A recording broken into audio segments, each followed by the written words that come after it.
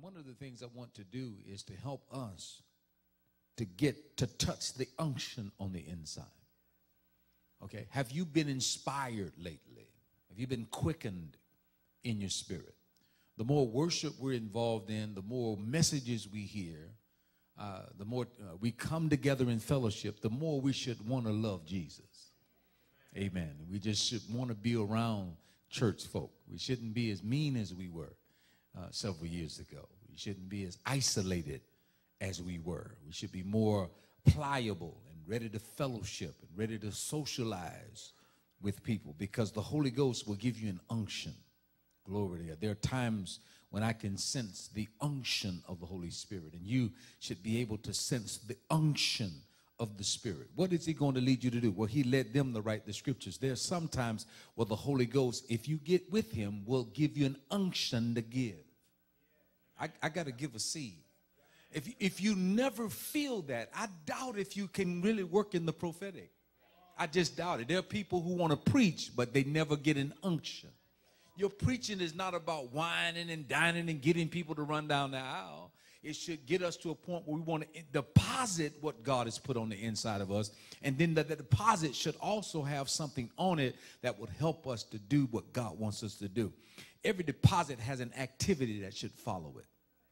So even tonight, as we receive the word, we should be inspired to carry the word into the community that we live in. When we go to work tomorrow, we should be able to carry what we've learned, glory to God, to those who are working with us. We should be able to share it, and it should be the unction of the Holy Spirit of God.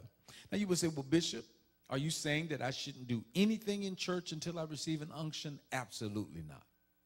Absolutely not. Actually, when you move toward God, you ever heard this? If you make one step, he makes two.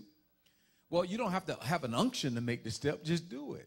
You know, just do it. If you enter into a church and you say, I'm waiting on you to tell me where I should fit, you'll be sitting there for the next 30 years. But why not join a ministry and start functioning? Once you start functioning, whatever's on the inside of you will say, this is not for you, and you need to try something different. If it's for you, something in you will start kicking. Then you're going to go through conflict when you associate with whatever ministry you go through, because the devil don't want you to manifest. And if you don't grow, you got to understand you're always in a battle. I don't care what church you're in, you're going to be in a battle with your own mind. Thank you, Joyce Myers. The battlefield is in your mind. Enemy's going to make you feel like nobody loves you. Look, they're using you. They won't speak to you. And if you don't step out of that and really focus on the unction, he'll pull you out of the house of God. The church isn't designed to take care of psychological problems. You're supposed to be renewed as you get into the scriptures. And you get into the scriptures, he'll change your mind. Can I get an amen?